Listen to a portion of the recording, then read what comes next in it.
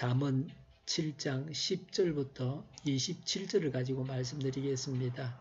음료에 대해서 말씀합니다. 10절에 한 여자가 창녀의 옷을 입고서 그랬습니다. 이스라엘 사람들의 옷은 일반적으로 단순하고 단색입니다. 창녀의 옷은 여러 가지 색깔로 화려하게 치장된 옷입니다. 11절에 그 여자는 마구 떠들며 예의 없이 굴며 발이 집에 머물러 있지를 못한다. 12절에 때로는 이 거리에서 때로는 저 광장에서 길목마다 몸을 숨기고 있다가 라고 했습니다. 여인으로서 지녀야 할 정수감이 전혀 없습니다.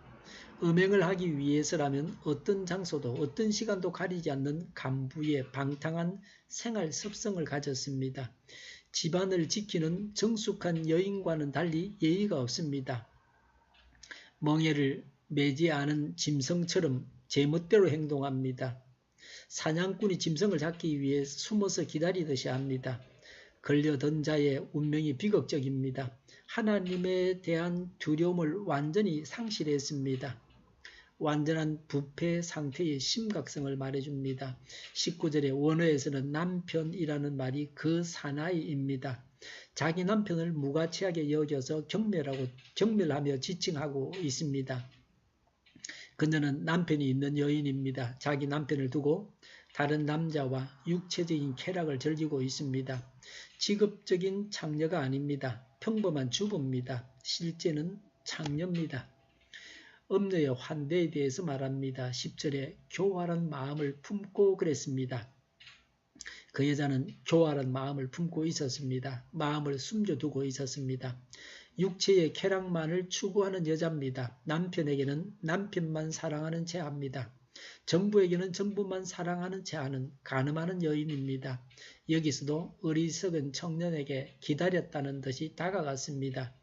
13절에 그 젊은이를 와락 붙잡고 입을 맞추며 뻔뻔스러운 얼굴로 그에게 말하였다라고 했습니다. 10절에 대한 구체적인 설명입니다. 부끄러움을 모릅니다. 음욕에 눈이 멀어서 남이 욕하는 것에 아랑곳하지 않습니다. 양심이 완악해져서 도무지 도덕적인 부끄러움을 알지 못합니다. 14절에 오늘 나는 화목제를 드려서 서원한 것을 실행하였습니다 라고 했습니다. 화목제는 하나님께 감사해서 드리는 제사입니다. 화목제는 기름은 하나님께 바치고 가슴 부위와 어깨 부위는 제사장이 가지고 나머지는 바친 자가 가집니다. 화목제를 드렸으므로 음녀의 집에 먹을 고기가 많다는 말입니다. 15절은 만찬을 준비해 놓고 너를 맞으러 나왔다 하는 말입니다. 너는 내 만찬에 어울리는 사람이라고 칭찬하고 있습니다. 간사한 말로 사단처럼 유혹하고 있습니다.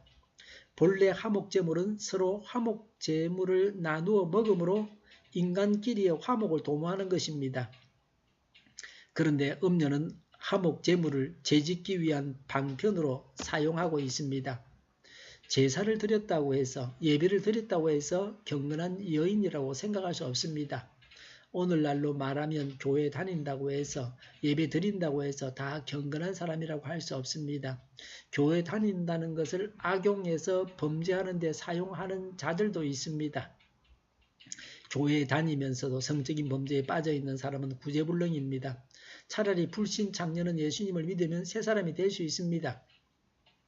교회 안에 있으면서 믿음을 악용해서 범죄하는 사람은 정말로 곤란한 사람입니다. 16절에 내 침대는 요도 깔아놓았고 이집트에서 만든 무늬 있는 이불도 펴놓았습니다 라고 했습니다. 푹신푹신한 베개와 매우 아름답고 값비싼 외제 이불이 준비되어 있었습니다. 17절에 몰약, 침향, 육개향은 향료입니다. 침실에 이런 향료들을 뿌려두었습니다. 18절에 육체적인 쾌락을 밤이 새도록 마음껏 즐기자고 말합니다. 19절 20절에 남편은 먼 여행을 떠나서 집에 없습니다. 보름달이 뜰 때 9절에 밤이 어두웠다고 했으므로 금음때쯤이었습니다. 그러니 보름 후에야 집에 남편이 오게 됩니다. 시간이 많으니까 마음껏 즐기자고 합니다.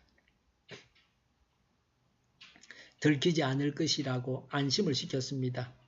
멋지고 환상적인 기회라고 말합니다. 21절에 음녀는 말로 매우 조리 있게 능수능란하게 청년을 유혹했습니다. 음녀를 따라간 결과가 무엇입니까? 24절에 아이들아 이제 너희는 나의 말을 잘 들으라. 내가 하는 말을 명심하여라 하고 했습니다. 우리는 근성으로 보지 말고 이 말씀을 명심해야 합니다. 22절에 음녀를 따라 나섰습니다. 마치 도살장으로 끌려가는 소와도 같고 올가미에 채이러 가는 어리석은 사람과도 같습니다. 23절에 마치 자기 목숨을 잃는 줄도 모르고 그물 속으로 손살같이 날아드는 새와 같으니 마침내 화살이 그의 간을 꿰뚫을 것이다 라고 했습니다. 25절에 마음을 음녀에게 두지 말라고 합니다. 26절에 그 음녀 때문에 상처를 받고 쓰러진 사람이 많고 죽은 남자도 헤아릴 수 없이 많습니다. 27절에 음녀의 집은 죽음으로 인도합니다. 죄의 삭은 사망입니다. 이 세상에서 간음죄에 대한 벌을 받아서 죽기도 하고 이 세상에서는 들키지 않아도 평안히 죽는다고 해도 하나님의 심판을 면할 수 없습니다. 절대로 속아서는 안 됩니다. 지금 당장 쾌락을 준다고 해서 간음하면 반드시 죽고 맙니다. 우리는 성적 범죄로부터 지켜주십사고 간절히 기도하고 구해야 합니다. 성적 범죄는 달콤합니다. 그리고 한번 성적 범죄가 주는 쾌락을 맛본 사람은 사람의 힘으로는 빠져나올 수 없습니다. 하나님께 금식하면서 간절히 기도해서 성적 죄악에서 벗어나야 합니다.